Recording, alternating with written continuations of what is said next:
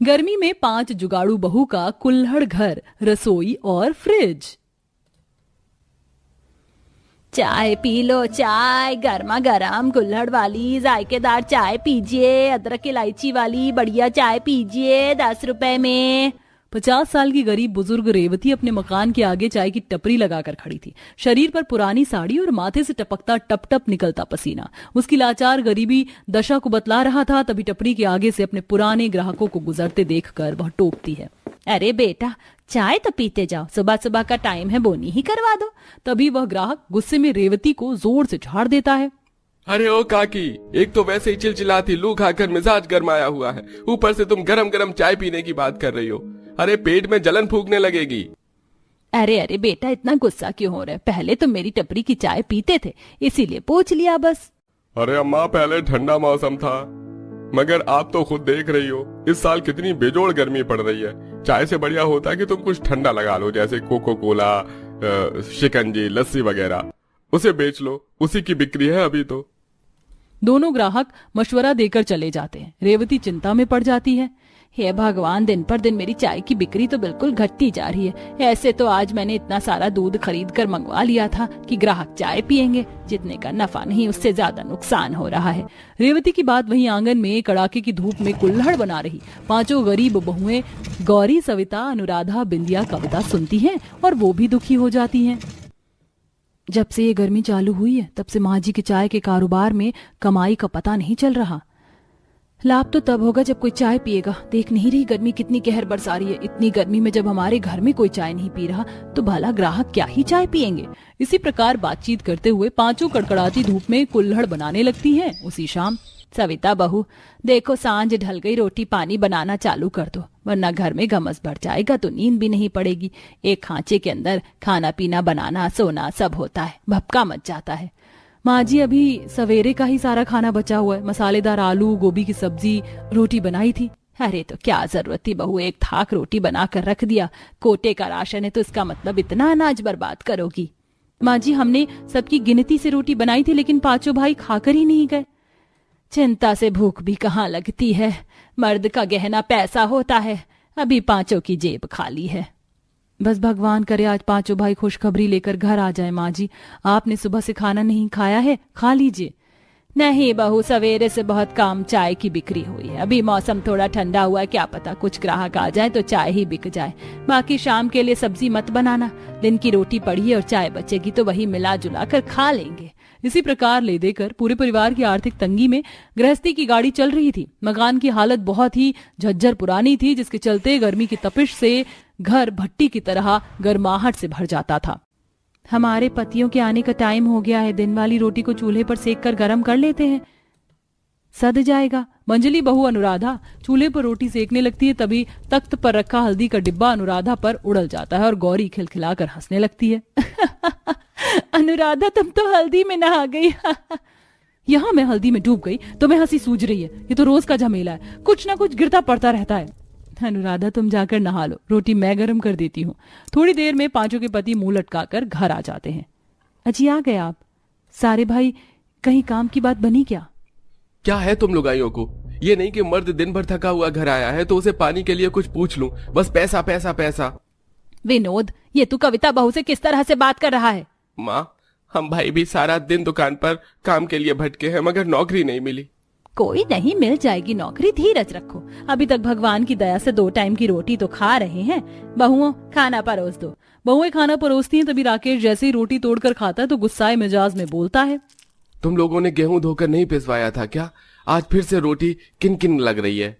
बड़े भैया जी हम तो चूल्हे को लीप कर साफ सुथरे से खाना बनाती हैं मगर पूरे घर से मिट्टी झड़ती रहती है, सारा दिन झाड़ू लगाने में गुजरता है। सच में बहुएं तो बहुत जुगाड़ लगाती हैं। पहले भंडार कोने में इतनी मिट्टी झड़ती थी, तब इन बेचारियों ने कल ही रसोई उस कोने में बिठाई थी। इस मकान को बने 25 साल हो गया, पुराना हो गया, इसलिए मिट्टी झड़ती है। मरम्मत करवाना बहुत जरूरी है। पूरा परिवार पसीने में लथपथ दुख भरी रोटी खाकर भरी गर्मी में सो जाते हैं। ऐसे ही सिलसिला जारी था। देखते ही देखते गर्मी का पारा बढ़ जाता है। हाय राम जी, आज तो गर्मी तहलका मचा रही है। अरे बहू थोड़ा ठंडा पानी पिला दे। तभी सविता रसोई में चने का सत्तू पड़ा देखकर जुगाड़ लगाती है। ये चने का सत्तू कितनी टाइम से रखा है, कहीं घुन लगकर खराब ना हो जाए। ठंडा सत्तू बना लेती हूँ, सब पी लेंगे। सविता सत्तू को मटके के ठंडे पानी में मिलाकर नींबू निचोड़कर हरी मिर्च प्याज काटकर मसाला सत्तू बनाकर सबको देती है, जो कि सास पति को काफी पसंद आता है। अरे वाह बहू, ये सत्तू तो तूने फर्स्ट क्लास बनाया, ठंडा और चटक मटक, पीने में अच्छा लग रहा है। अरे माँ, हमारी लुगाइयाँ जुगाड़ू हैं, कोई ना कोई जुगाड़ लगा ही लेती हैं। सत्तू पीकर ठंडक आ गई थोड़ी। ऐसे ही दिन गुजरते हैं। अब गर्मी के चलते रेवती चाय का काम बंद कर देती है। पांचों बहुएं उन कुल्हड़ को आंगन में कोने में रख रही होती हैं। माँ जी चाय बेचती थी तो कुल्हड़ का इस्तेमाल हो जाता था। अब तो हजारों कुल्हड़ जमा हो गए। आंगन कितना भरा भरा सा लग रहा है। कोई नहीं सविता भाभी, ठंड में इन कुल्हड़ का इस्तेमाल हो जाएगा। तभी अनुराधा पड़ोसन के घर पर ताजा पेंट चढ़ा देखकर कहती है, देखो हमारी पड़ोसन ने इस साल भी गर्मी में ठंडे कलर से चारों मंजिल पेंट करवा लिया, और एक हमारा घर कितना फीका खंडहर के जैसा लग रहा है। एक अलग से रसोई भी नहीं है कि ठंडक में खाना बनाते। अनुराधा की बात सुनकर कविता सविता उन कुल्हड़ को देखती हैं, जिससे उनका जुगाड़ू दिमाग चल पड़ता है। अगर हम चाहें तो जुगाड़ लगाकर फर्स्ट क्लास का किचन खुद तैयार कर सकती हैं, वो भी बिना ईंट सीमेंट टाइल मार्बल के। बस थोड़ी मेहनत करनी होगी। मगर इन सब चीजों के बिना कैसे रसोई बनाना संभव है? क्योंकि हम कुल्हड़ से रसोई बनाएंगे। कुल्हड़ मिट्टी के बने होते हैं, इसलिए काफी ठंडे भी होते हैं। अरे वाह, ये जुगाड़ तो मुझे सूझा ही नहीं। फिर दो बहू आंगन के हिस्से को खोदना चालू करती हैं। दो बहू जंगल से हरी हरी घास लाकर दीवार बनाती हैं, जिस पर वो गोबर की गाढ़ी घोल चढ़ाकर कुल्हड़ को गड़ाकर चिपका देती हैं। लगभग 2 दिन सूखने के बाद उनकी जुगाड़ कुल्हड़ की रसोई बन जाती है। अरे वाह, हमारी कुल्हड़ की रसोई तो कितनी टिकाऊ है और बर्फ जितनी ठंडी भी। खुशी तो इस बात की है अब घर गर्म नहीं होगा और हमें किचन में भी झुलसना नहीं पड़ेगा। रात में पांचों बहुएं मिलजुल कर खाना बनाती हैं और बहू आंगन में बोरी बिछाकर सबको बुलाती है। माँ जी आ जाइए, सब लोग बाहर, बहुत ठंडी हवा चल रही है, यहीं खा लीजिए। पूरा परिवार खुशी खुशी आंगन में पेड़ की ताजी शुद्ध हवा में खाना पीना खाते हैं। ऐसे ही सिलसिला जारी था। एक दिन इतनी तेज लू की आंधी उठती है कि घर की छप्पर उड़ जाती है और धूप की किरणें सीधे घर के अंदर पड़ती हैं। मेरे घर आने में तूने सुख नहीं लिखा क्या? ऊपर वाले एक समस्या टलते ही दूसरी भेज देता है। सास को फूट फूट कर रोते देखकर पांचों उन्हें चुप करवाती हैं। माँ जी चुप हो जाइए, हम लोग तो सुरक्षित है ना, घर तो फिर बन जाएगा। कहाँ से बन जाएगा घर बहू? हाथ में पैसा कौड़ी भी तो नहीं, घर बनवाने में बाल बाल कर्ज में डूब जाएगा। माँ जी आप अपनी जुगाड़ू बहुओं पर भरोसा रखिए, केवल हम हैं ना। एक बार फिर पांचों संघर्ष शुरू करती हैं और इधर उधर से गोबर जंगल से लकड़ी मिट्टी घास लाती हैं और ढांचा बना लेती हैं। अनुराधा कविता तुम छप्पर पर चढ़ जाओ, हम तुम्हें कुल्हड़ पकड़ाती जाएंगी, अच्छे से लगाना। ऐसा करते हैं, छप्पर पर चढ़ने के लिए कुल्हड़ 2 टुकड़े करके लगाते हैं। गांव के लोग इसी तरह तो जुगाड़ू घर बनाते थे। हाँ ये उपाय सही है, कुल्हड़ भी कम है। क्योंकि इस तरह दिन भर की कठिन मेहनत के बाद पांचों जुगाड़ बहुएं कुल्हड़ घर बना लेती हैं, जो देखने में लाल मार्बल घर की तरह चकाचौंध कर रहा था। उस दिन पूरा परिवार मीठी नींद सोता है। अगले दिन रात को तो एकदम चैन की नींद पड़ी थी बहुओं इस कुल्हड़ घर में। बिना एसी कूलर के भी घर में गजब की ठंडक थी। बस एक फ्रिज लग जाता तो ठंडे पानी पीने का सुख मिल जाता। अपनी सास की इस इच्छा के कहने पर बहुएं अब जुगाड़ू फ्रिज बनाने का सोचती हैं। वहीं कुछ दिन बाद पड़ोसन कादम्बरी फ्रिज कबाड़ी वाले को बेच रही होती है। आंटी जी ये फ्रिज आप बेच रही हैं क्या? देखने में तो बढ़िया है। अरे बहुआ फ्रिज तो काम चला हुआ है, बस बड़ी देर में बर्फ जमती है और ढांचा जंग खा गया है, इसीलिए बदल रही हूँ, घर का शो पीस खराब करता है। ठीक है फिर आंटी जी आप ये फ्रिज हमें बेच दीजिए, 500,000 रुपए ले लीजिएगा। अरे ना ना बहुएं, तुमसे पैसे नहीं चाहिए, ऐसे ही ले जाओ तुम। पांचों उस कबाड़ फ्रिज को घर लाती हैं और एक बार फिर अपने जुगाड़ पैतरा आजमा कर कुल्हड़ से बड़ा सुंदर ढांचा बना लेती हैं। वहीं उनके पति फ्रिज की खराबी को ठीक कर देते हैं। अरे वाह, आखिरकार हमारा कुल्हड़ वाला जुगाड़ू फ्रिज चल पड़ा। अब हम इसके अंदर बर्फ जमा सकते हैं, दही जमा सकते हैं, ठंडा पानी पी सकते हैं और खाना भी खराब नहीं होगा। जुग जुग जीती रहो बहुओं, धन्य है मेरे घर के भाग्य जो तुम जैसी लक्ष्मण बहुएं मेरे घर में हैं। इस तरह पांचों जुगाड़ू बहुएं खुशी खुशी। वाह इनकी बहू, तेरे दहेज में क्या बढ़िया एसी दिया है तेरे मायके वालों ने। जरा सी देर को चलाते ही राजस्थान के रेगिस्तान जैसा गर्म कमरा कश्मीर की ठंड में बदल जाता है। माँ जी बदलेगा क्यों नहीं, आखिर ये इतनी बड़ी कंपनी का जो एसी है। हाँ वो बात तो है बहू, अरे ये क्या, तारीफ करते ही लाइट को बुरा लग गया। अरे नहीं, इस लाइट को भी अभी ही जाना था। जरा सा कमरा ठंडा होना शुरू हुआ था कि लाइट भाग गई। अब सारे कमरे की ठंडक खत्म हो जाएगी। सही कहा। शारदा और रिंकी ऐसे बोलकर वापस से लाइट के आने का इंतजार करने लगी, क्योंकि उन दोनों को ही एसी की ठंडक में बैठना था।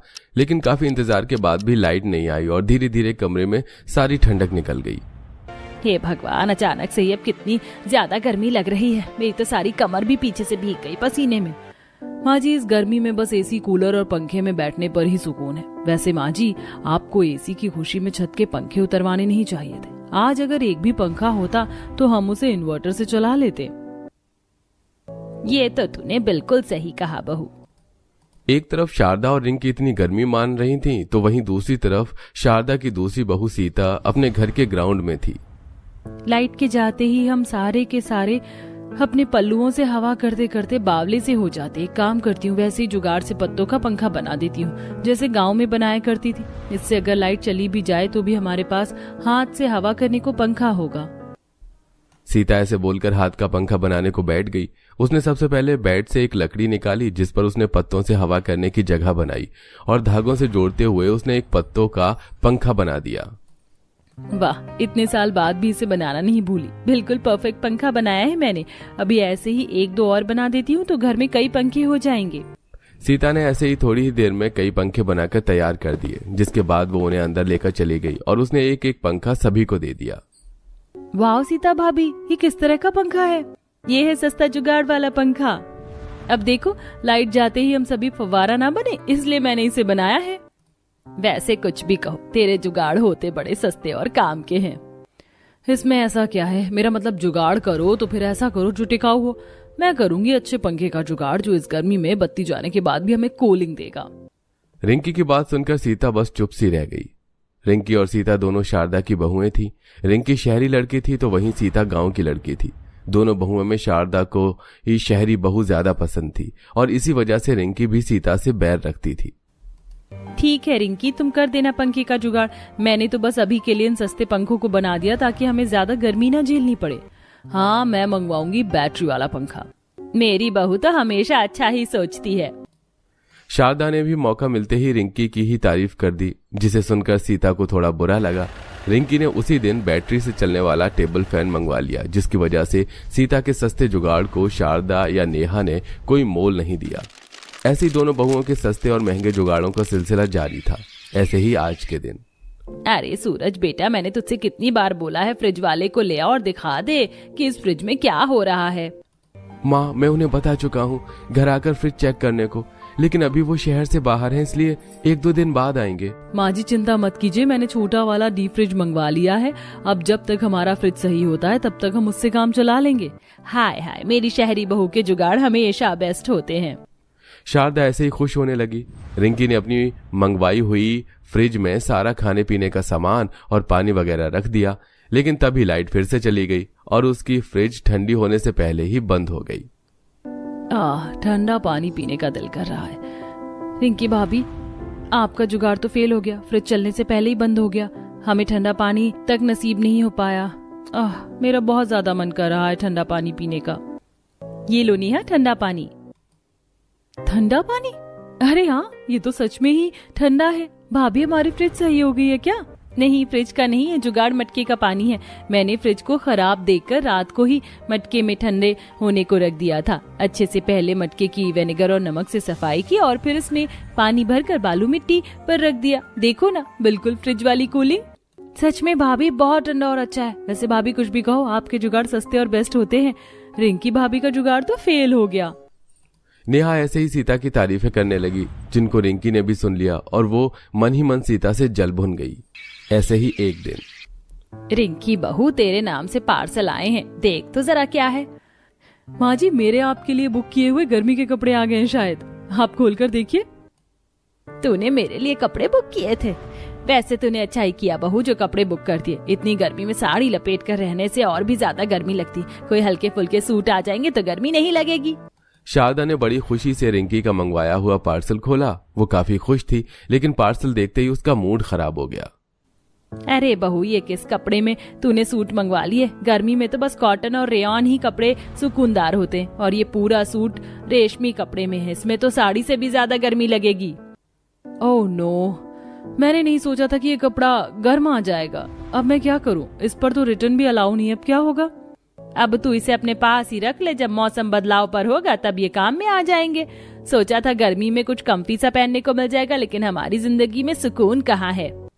शारदा अभी ऐसे बोल ही रही थी कि तभी पीछे से सीता हाथ में घर के कॉटन के सिले हुए कपड़े लाई। माँ जी, एक सूट मैंने आपके और ये वाला नेहा के लिए घर में सिला है। गर्मी ज्यादा है तो ये हल्का और ठंडा सा कपड़ा आपको काफी सुकून देगा। हाँ, इन्हें कहते हैं गर्मियों के कपड़े। कितना अच्छा सूट लग रहा है, देख रिंकी बहू। सीता के सस्ते जुगाड़ अब धीरे धीरे शारदा का दिल जीतने लगे थे, तो वहीं दूसरी तरफ रिंकी उसके खिलाफ ही रहती थी। ऐसी सिलसिला जारी था और आज के दिन 2 दिनों से बत्ती नहीं थी। सभी लाइट के इंतजार में थे। हे भगवान, आजा लाइट आजा। मेरी तो सारी सब्जियां, दूध वगैरह फ्रिज में रखे रखे ही खराब हो गए। टंकी में भी एक बूंद पानी नहीं है।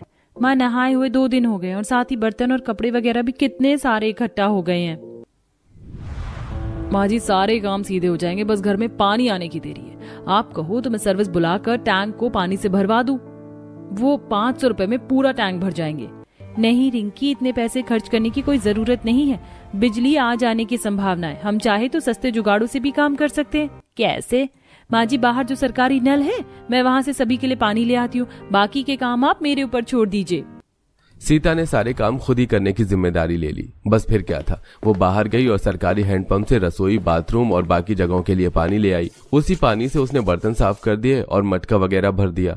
फिर उसने उससे ही खाना बनाया और फ्रिज की खराब चीजों को भी उसने काम में ले लिया। अरे नहीं, ये दूध तो बैठ गया। एक काम करती हूँ, इससे छेना निकाल कर पानी बना देती हूँ तो ये वेस्ट नहीं होगा। और ये खराब सब्जियां मैं गौशाला में दे दूंगी तो जानवर के मुंह पड़ जाएंगी। सीता ने ऐसे ही सस्ते सस्ते जुगाड़ किए जिससे कि उनके घर का ज्यादा नुकसान नहीं हुआ और 2 दिनों से औंधा पड़ा हुआ घर भी सुधर गया। उसके इतने जुगाड़ों को देखकर अब शारदा और रिंकी भी उससे इम्प्रेस हो गई थी। बहू, तेरे सस्ते जुगाड़ तो हिट है। इस मुश्किल घड़ी में तेरे हाथ के पंखे, मटका और तू ही काम आई। सच में आज तो मैं तुझे मान गई। सच में मेरा महंगा सामान तुम्हारे सस्ते जुगाड़ों के आगे खड़ा ना रह पाया। मान गया आज तो सीता जी को। सभी की बात सुनकर सीता बस हंसने लगी। बस फिर क्या था, कुछ ही देर में लाइट आ गई और बाकी रहे सहे काम भी सीधे हो गए।